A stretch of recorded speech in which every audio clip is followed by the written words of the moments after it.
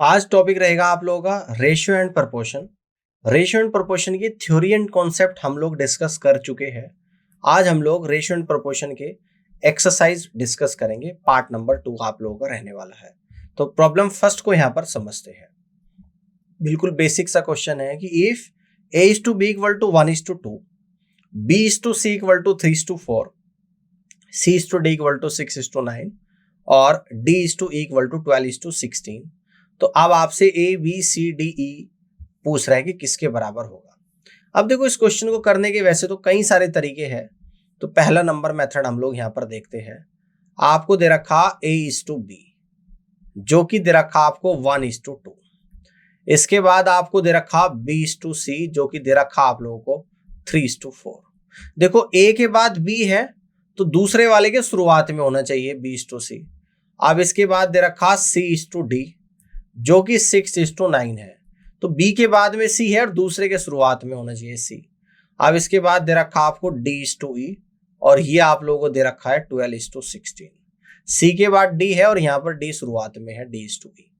तो यहां से हम लोग कंप्लीट रेशो निकाल देंगे, यानी ये निकलेगा a is to b is to c is to d is to e का। देखो कैसे निकलेगा। इस एक की गुणा इसमें 3 में, 1 गुणा 3 3, 3 छंग 18 और 18 गुणा 12, यानी a आपका निकल कर आएगा 18 गुणा 12। भी मल्टीप्लाई मत करो, ऐसे ही रख लो। इस टू b कैसे निकलेगा, 2 गुणा 3, 2 3 6, 6 छंग 36 और 36 गुणा 12। तो यहाँ पे लिख दूंगा 36 गुणा 12। सी कैसे निकलेगा, 2 चौक 8 और 8 छंग 48, 48 गुणा 12 आ जाएगा, 48 गुणा 12। इसके बाद डी कैसे निकलेगा, 2 चौक 8, 8 नम 72, ठीक है ना, और 72 गुणा 12, यानी कि निकल कर आएगा 72 गुणा 12। अब इसके बाद 2 चौक 8 निम 72, 72 गुणा 16, तो ये निकल कर आएगा 72 गुणा 16। तो ये इस तरीके से निकल गया। अब जो कॉमन वैल्यू इस रेशियो में उसको कैंसिल आउट करेंगे। जैसे 12 यहाँ पर भी है, यहाँ पर भी है, यहाँ पर है, 12 छिक 72, 12 छिक 72 आ गया। बाकी कुछ और भी कॉमन वैल्यू होगी तो उसको भी कैंसिल आउट हम लोग यहाँ पे कर लेते हैं। देखते हैं, 6 से कर लेता हूं मैं। 6 से यहाँ कट गया 6, 6 6 8 48, 6 छंग 36 और 6 3 18 आ गया। अब और देख लो कुछ कट रहा है क्या, तो और आपका यहाँ पर कुछ नहीं कट रहा है, ठीक है ना। और कट रहा है आप लोगों का, नहीं कट रहा है। तो आपका जो आंसर आ गया 3 is to 6 is to 8 is to 12 is to 16 आ गया। और ये किसकी वैल्यू आई आप लोगों की, यानी a is to b is to c is to d is to e की वैल्यू निकल कर आ गई। और ये आप लोगों का फाइनल आंसर बनेगा। और ये किस ऑप्शन में आप लोगों को दे रखा है, यहाँ पर डी ऑप्शन में गिवन है। एक तरीका तो ये होगा इस क्वेश्चन को करने का, आप लोग इस तरीके से कर सकते हो और यही करना ये ज्यादा उचित रहेगा आप लोगों के लिए। एक मेथड में आपको यहाँ पे और बताना चाहूंगा।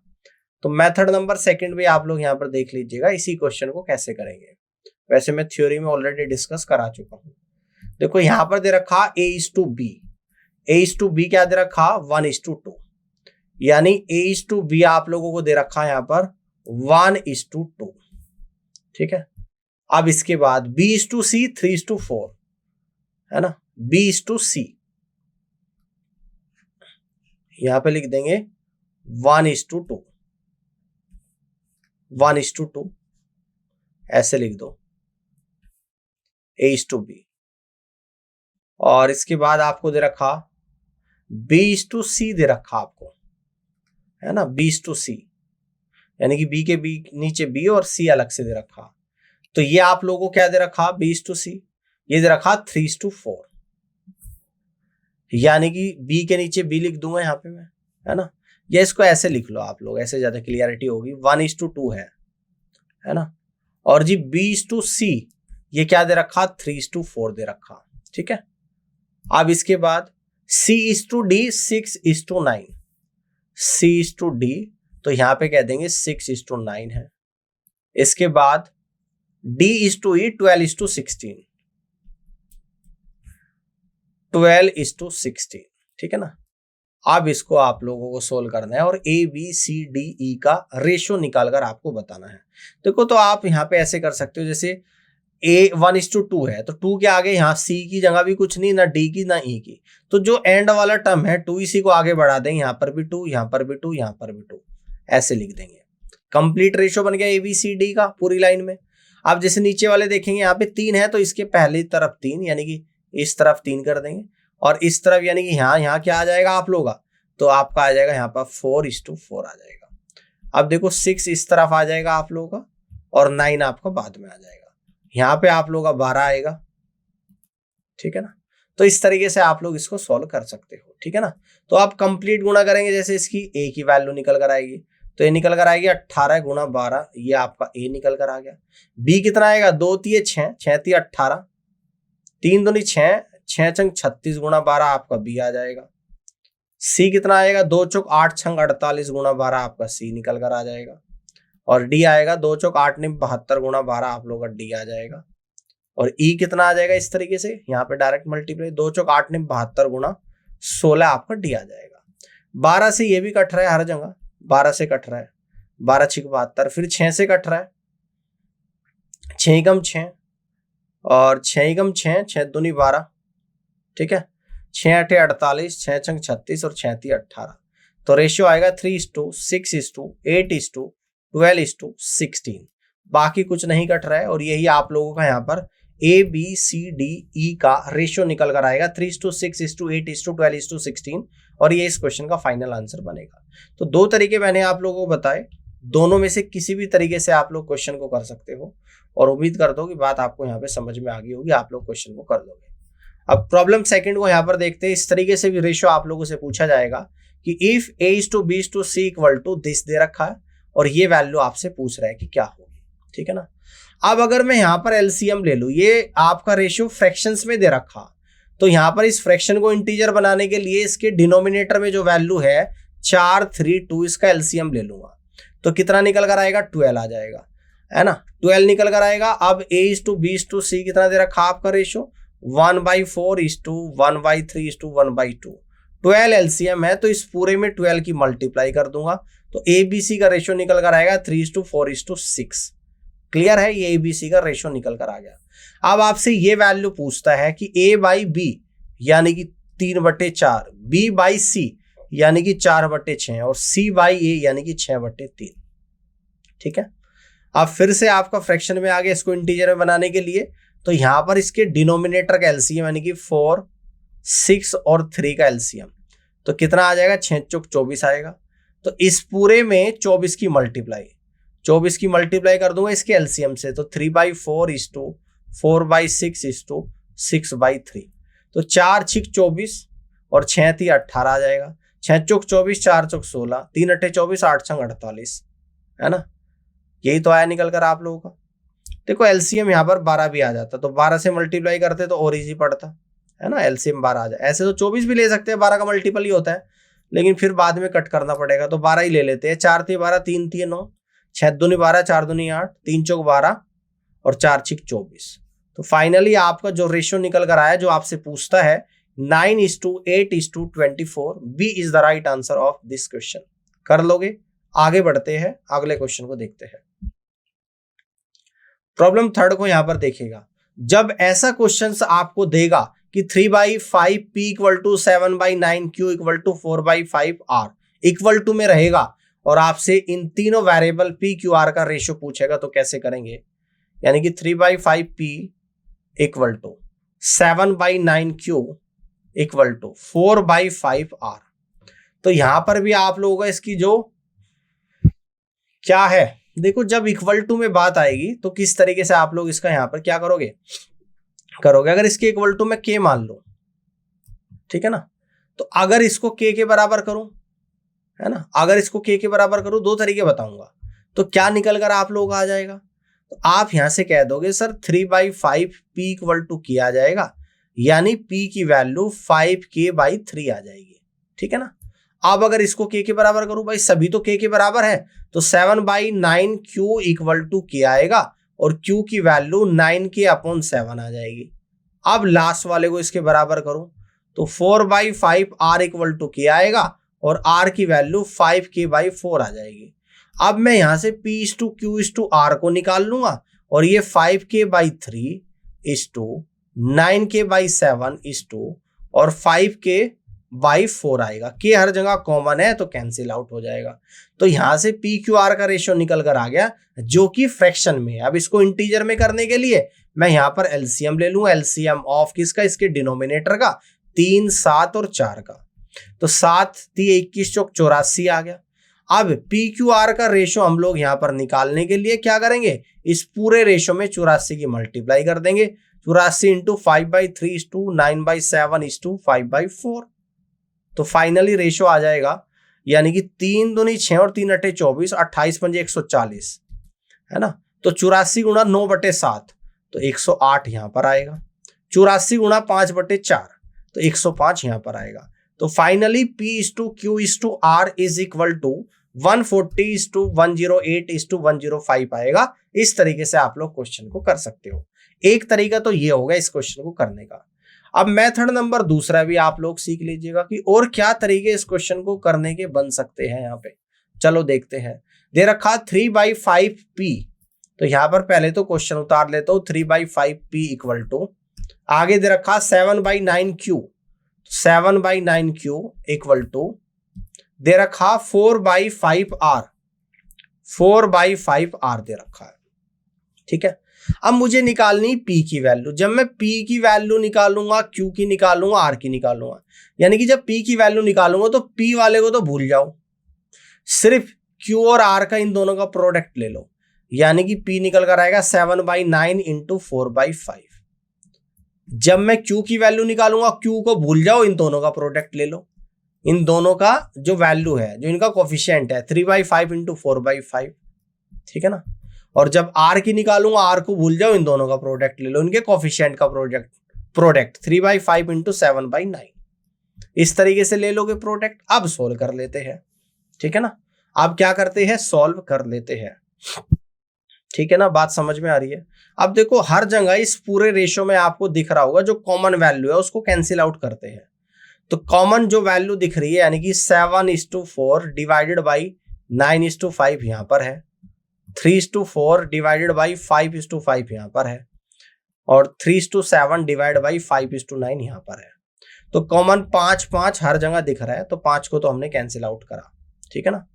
अब और क्या दिख रहा है? यानी कि 9, 5 और 9, यानी अब एलसीएम ले लूंगा मैं किसका? 9 का एंड 5 का, जो कि 45 आएगा। और 45 की इस रेशियो में मल्टीप्लाई, 45 इंटू 7 गुणा 4/9 इस टू 3 गुणा 4/5 इस टू 3 गुणा 7/9 आ जाएगा। तो 9 से 5 पर, तो 5 चौक 20, और देखो 45 गुणा 7 गुणा 4/9, तो 9 से 45 5, और 5 सते 35, और 35 गुणा 4 140 यहां पर आ गया। 9 चौक 36, 36 थी 108 यहां पर आ गया, और 5 तो 15 सते 105 यहां पर आ गया। तो इस तरीके से भी आप लोग कर सकते हो। ये भी एक वन ऑफ द बेस्ट तरीका है इस क्वेश्चन को करने का, ठीक है ना। इस तरीके से भी आप लोग कर सकते हो। इसमें सिर्फ एक बार ही आप लोगों को एलसीएम लेना पड़ेगा। पिछले क्वेश्चन में आपको 2 बार एलसीएम लेना पड़ा। आंसर दोनों से सेम आएगा। जो आपको ज्यादा पसंद आए वो आप लोग यूज कर लेना। मेरे हिसाब से मेथड नंबर 2 आप लोग यूज करो। आगे बढ़ते हैं। प्रॉब्लम 4 को आप लोग समझिएगा कि 3a equal to 4b equal to 5c, ABC निकालना है। तो देखो ABC यहां पे हम लोग डायरेक्ट निकाल लेंगे। जब मैं a की वैल्यू निकालूंगा तो a को भूल जाऊंगा, b और c के कोफिशिएंट का प्रोडक्ट यानी कि 20 आ जाएगा। जब b की वैल्यू निकालूंगा, b को भूल जाऊंगा, a और c के कोफिशिएंट का प्रोडक्ट यानी कि 3 पंजे 15 आएगा। जब c की वैल्यू निकालूंगा तो c के कोफिशिएंट को भूल जाऊंगा, a और b के कोफिशिएंट का प्रोडक्ट यानी कि 3 चौक 12 निकल कर आएगा, और यही आप लोगों का आंसर निकल कर आ जाएगा। 20:15:12 इस तरीके से कर सकते हो। देखो लास्ट क्वेश्चन और ये दोनों बराबर ही है। उसमें जो a b c के कोफिशिएंट दे रखे थे फ्रैक्शन में दे रखे थे, बाकी सवाल इक्वल टू में था। इसमें a b c के फ्रैक्शन कोफिशिएंट जो है इंटीजर वैल्यू दे रखी इक्वल टू में। तो दोनों का एक ही तरीका, उस क्वेश्चन का मेथड नंबर 2 और जो इसको कराया है इस मेथड से मैंने, दोनों सेम मेथड है। तो दोनों एक ही तरीके से आप लोग दोनों क्वेश्चन को कर सकते हो। आगे देखते हैं। प्रॉब्लम 5 को ध्यान से देखिएगा। देखो ये दे रखा और ABC की वैल्यू पूछ रहा है, थोड़ा सा सोल्व करना पड़ेगा। 2/3 ऑफ A कितना होता है? 2/3 A आ जाएगा इक्वल टू 75% होता है 3/4 B आ जाएगा, और 0.6 कितना होता है? 6/10 इंटू C आ जाएगा। सॉल्व कर लिया, पिछले क्वेश्चन की तरह ही है। अब यहां पर हम लोग ए बी सी निकालेंगे, यानी कि क्वेश्चन नंबर 3 की तरह है। ए को लूंगा, जो ए के साथ में बी और सी का कोफिशिएंट का प्रोडक्ट लूंगा, यानी कि 3/4 इंटू 6/10, ठीक है ना।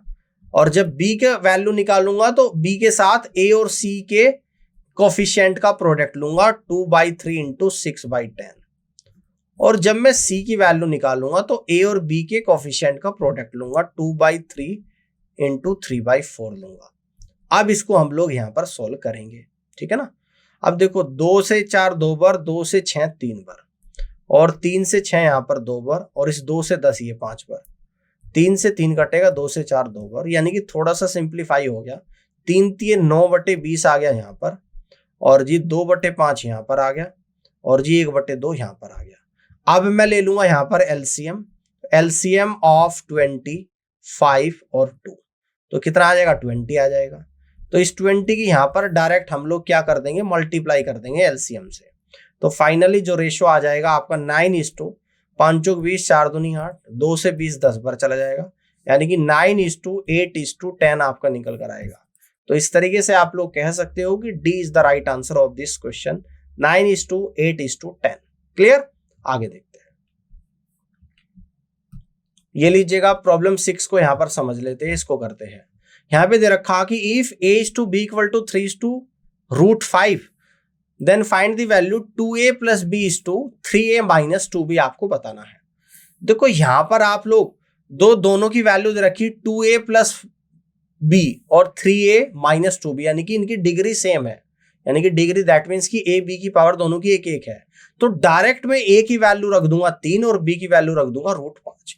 a की वैल्यू 3 रख दूंगा तो 2 गुणा 3 और प्लस b की वैल्यू √5 ऊपर आ जाएगी ये, और नीचे क्या आएगा 3a, यानी कि 3 3 9, इसको ऐसे लग देता हूं कि 3 इंटू 3 और माइनस का 2 इंटू √5। तो ये आप लोगों का निकल कर आया, यानी कि 6 प्लस का √5 और डिवाइडेड बाई 9 माइनस का 2 √5। अब देखो ऐसा किसी भी ऑप्शन में वैल्यू नहीं है, यानी कि डिनोमिनेटर में कहीं भी रूट नहीं है। तो अगर डिनोमिनेटर में आप लोगों का रूट नहीं है तो इसके कॉन्जुगेट से मैं मल्टीप्लाई यहां पर करूंगा, तो ये निकल कर आ जाएगा आप लोगों का 9 प्लस का 2 √5 नीचे आ जाएगा, 9 प्लस का 2 √5, और यहां पर क्या आ जाएगा 9 प्लस का 2 √5 ऊपर आ जाएगा। तो मल्टीप्लाई करेंगे, 6 9 54 54 और प्लस 6 दूनी 12 √5 और 9 √5, और ये आपका आ जाएगा 5 दूनी 10, ये तो ऊपर आ गया। नीचे 9 9 81 माइनस 2 दूनी 4 5 20। आप देखते हैं, देखो 54 और 10 64, 64 प्लस का 12 और 9 कितना होता है आप लोगों का 21 √5, और डिवाइडेड बाई 81 में से 20 गया तो आप लोगों का आ गया 61। तो क्या इस तरीके का ऑप्शन कहीं दिख रहा है? इसको ऐसे भी लिख सकता हूँ 1/61 और ब्रैकेट के अंदर 64 प्लस का 21 √5। तो ऐसा 1/61 केवल आपको एक ही ऑप्शन में दिख रहा होगा डी में, और into 64 plus 21 √5, only D is the right answer of this question. इस तरीके से आप लोग कर लोगे। बात क्लियर हुई? आगे बढ़ते हैं, प्रॉब्लम 7 को यहां पर समझते हैं। अगर ऐसा क्वेश्चन आपको दे दिया जाए और इसका आपसे रेशियो पूछे, जैसे कि if 10a³ + 4b³ is to 11a³ - 15b³ equal to 7:5, आपसे पूछता है कि 3a + 5b is to 9a - 2b की वैल्यू बतानी है। ये तो आप लोगों को पता ही है कि अगर कोई वैल्यू मान लो कि a/b लिख रही है तो इसको लिख सकता हूं a/b, फ्रैक्शन में लिख सकता हूं, बोथ आर द सेम। अब देखो यहां पर भी ऐसे लिख दूंगा 10a³ प्लस का 4b³ और इसको डिवाइड कर दूंगा 11a³ और माइनस का 15b³ से, और इक्वल टू 7:5 को लिख दूंगा 7/5। अब क्रॉस मल्टीप्लाई कर रहा हूं, 5 की मल्टीप्लाई 10a³ में यानी कि 50a³ आएगा, 5 की मल्टीप्लाई 4b³ में यानी कि 20b³ आ जाएगा, 7 की मल्टीप्लाई 11a³ में यानी कि 77a³ आ जाएगा, और 7 की मल्टीप्लाई 15b³ में 105b³ आ जाएगा। ठीक है ना।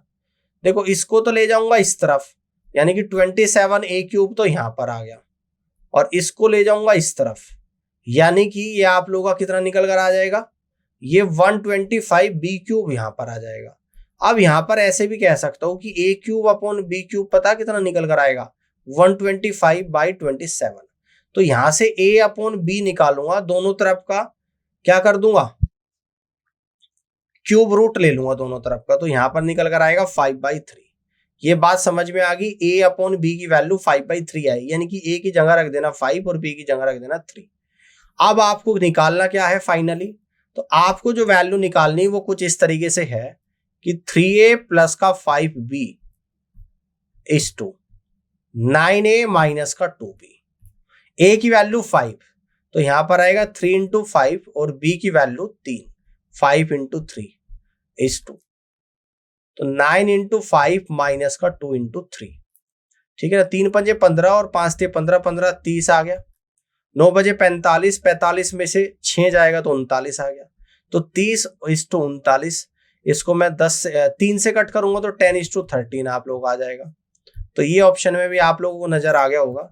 यानी इस तरीके से आप लोग कह सकते हो कि first is the right answer of this question, पहला ऑप्शन सवाल का राइट आंसर बनेगा।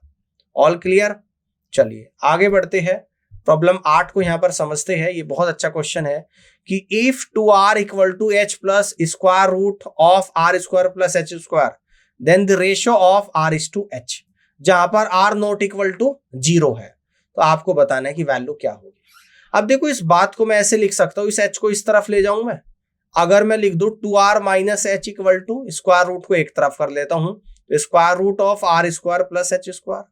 अब दोनों तरफ का स्क्वायर कर दूं तो कह दूंगा यहाँ पे स्क्वायरिंग बोथ साइड, तो यहां से हम लोग कह देंगे स्क्वायरिंग बोथ साइड्स, तो ये आएगा 2r माइनस h का स्क्वायर और यहां पर आएगा square root of r square minus h square का स्क्वायर, तो 2r माइनस h का होल स्क्वायर यानी कि 4r स्क्वायर प्लस का h स्क्वायर माइनस का 4rh और equal to r square minus का h स्क्वायर।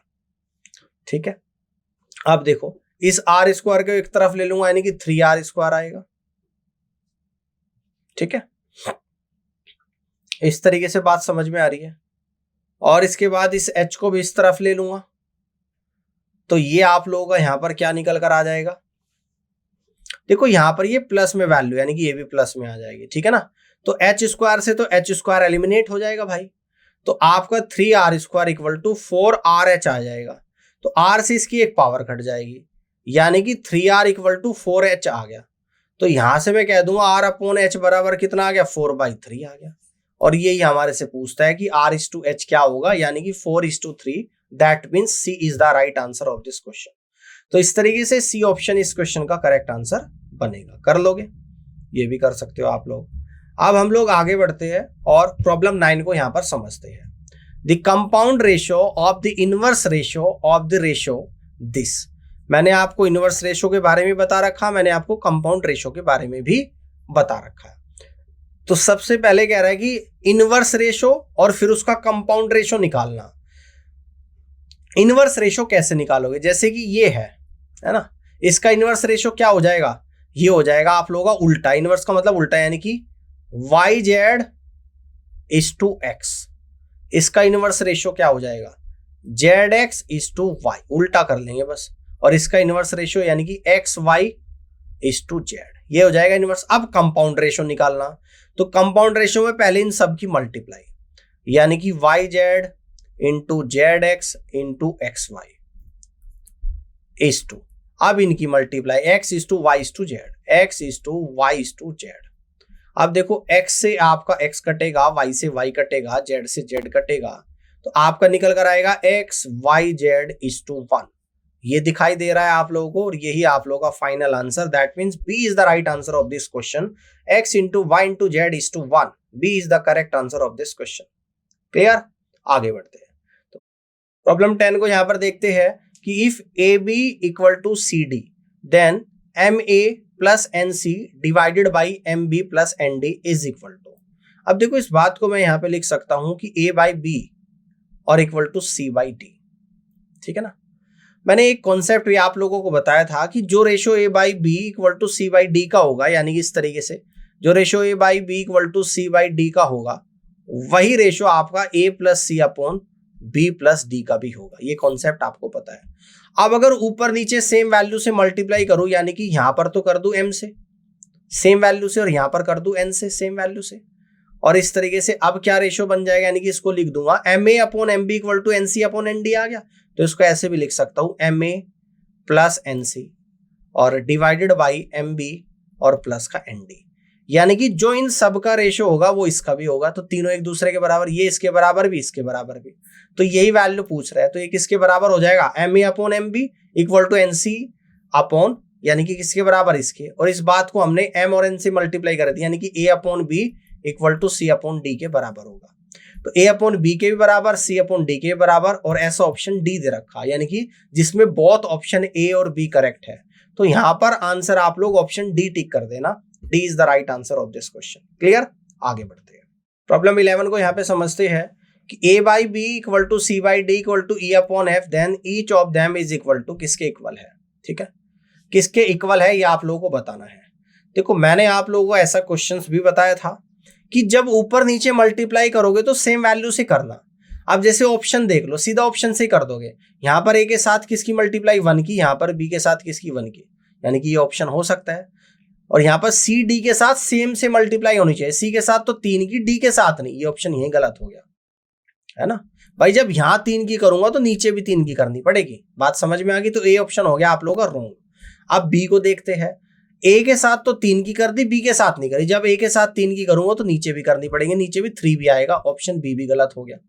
अब हम लोग ऑप्शन सी की तरफ बढ़ते हैं, ए अपॉन बी एक एक की मल्टीप्लाई, सी अपॉन डी यहाँ पर भी एक एक की, ई में तो कर दी, ई में तो करी नहीं, 5 एफ में कर दी 5 की। अगर यहाँ 5 की करूंगा तो यहाँ पे 5 की करनी पड़ेगी, यानी कि सी भी नहीं होगा।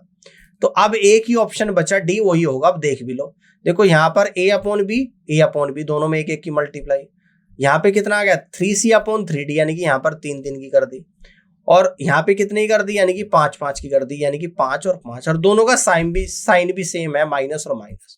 तो इस तरीके से बाई ऑप्शन मेथड आप लोग ऑप्शन एलिमिनेशन करके क्वेश्चन का आंसर निकाल सकते हो, और D is the right answer of this question. Clear, आगे बढ़ते हैं।